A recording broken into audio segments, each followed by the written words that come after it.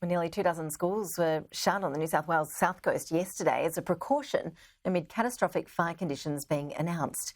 Joining us now is Amber Flohm, Senior Vice President of the New South Wales Teachers Federation. Amber, appreciate your time. Thank you. Firstly, do you know, are all schools back operating today? Are there any further plans for shutdowns that you're aware of this week? All schools are back open today except for one of the education environment centres, where it's located in the National Park, which is closed. So that is closed and TAFEs are reopened today. The opening and non-operational status, of course, is really around the fire risk hazard rating and is pursuant to what the weather does over the next coming days. But today, at this stage, they're all back operational. Yeah, what's your understanding of the precise conditions that need to be in place for those schools to close? I'm sure that a lot of parents got a bit of a shock when they got that message coming through that they couldn't send their kids to school the next day. It's only mid-September, of course, so a lot of parents, I assume, would be racing towards the summer months in their mind and thinking, goodness, how often are we going to have to keep our kids home due to bushfire risk? Parents and teachers, no doubt, want to know what that threshold is. What's your understanding of it? Absolutely, Ash. It is an anxious time, particularly for those communities who have already been through this. There is some significant trauma there, and these sort of weather events are triggering for all of our communities in that area, students and teachers, and of course their families. There is a risk rating that has now been given to schools for each school, which is developed by the BOM and the Rural Fire Service, which means that when it reaches 75, as it did yesterday, for those 20 schools, then they recommend that they become non-operational. That process is quite different to the fires that we saw in 2019 and 2020. This is a far more risk-assessed, managed approach and ensures that the communities are kept safe. Also, if a school is at 75 or below, but is located close to those that are non-operational, the Department of Education will make that risk assessment as to whether or not to make that school non-operational.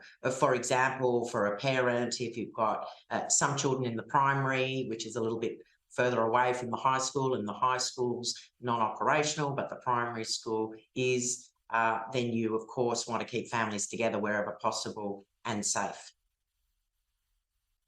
Yeah, look, I think everybody can understand that if there's a bushfire in close to the school, of course, students shouldn't be there. I guess this is more about a high bushfire risk zone, isn't it? I assume there are other schools right across the state that would also fall into a high bushfire risk zone, not just those 21 that we were referring to earlier. Do we have a list of schools that might face these sort of closures over summer? Sure. Every school has been given a risk hazard rating, as we understand, but it's not just about where they're located. It's also about the wind and the heat conditions that monitors that risk rating across the state. So, for example, in some of the schools yesterday, they were deemed non-operational, but the risk rating grew to 100 during the day, which of course is catastrophic. So it is a management process that assesses risk, which is far better than what we saw in 2019 and 2020, when, of course, communities were caught unaware. The Federation doesn't see that as a trigger. You know, if your risk is 50 or 60, then you should always be on high alert. It's really determined by the BOM and the RFS as to the conditions around those particular schools at that particular time. We keep being warned that we're going to see more of these risky weather events, unfortunately, that they'll be more and more common. Do we need a backup plan in place for kids to continue with their learning? Obviously, this is very disruptive to have a whole school closed down at very short notice. Could most of the kids, for example, do their classes remotely? Was there any sort of backup offered on that front? Sure. Certainly what we've heard from parents, students and teachers is they actually prefer the cautious approach, but there are available online resources for all children from the Department of Education that they can access actually at any time.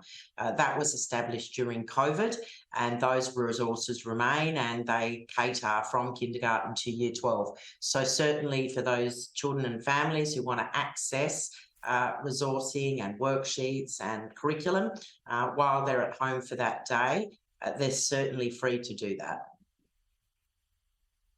Amber, really appreciate you joining us. Thanks so much for explaining some of that. Plenty of questions from a lot of parents yesterday as that was happening at so many schools. We hope that that is few and far between and it turns out to be an isolated incident, but we'll have to watch and see how things go in the coming months. Thanks so much for your time. Thanks, Ash.